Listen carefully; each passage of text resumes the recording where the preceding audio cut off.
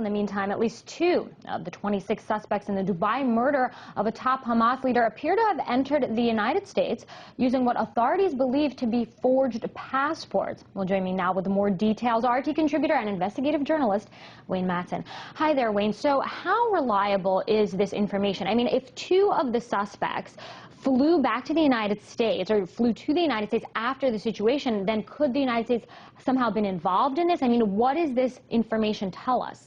Well, it certainly seems so far with the chirping crickets at the FBI and the State Department that the United States may have played a role in this assassination of the Hamas leader Mahmoud in Dubai. What we do know is that someone with a British forged passport, entered the United States on February 14th, and another with an Irish forged passport entered on January 21st, the day after Mr. Mahmoud was assassinated in Dubai. Now, Dubai authorities are saying they're 99% certain this was carried out by Mossad.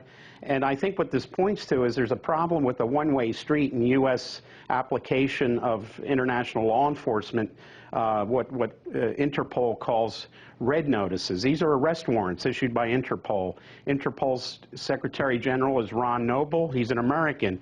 He's a friend of Attorney General Eric Holder.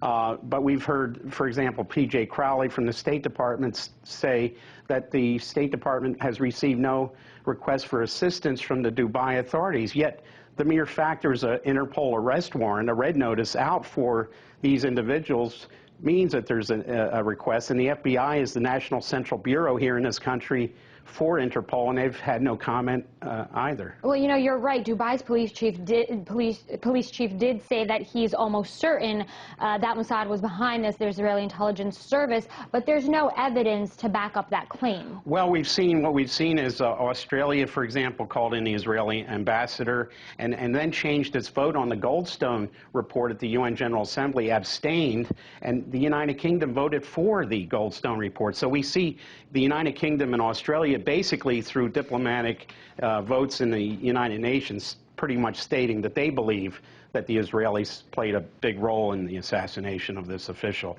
So could this strain relations also between the United States and Europe?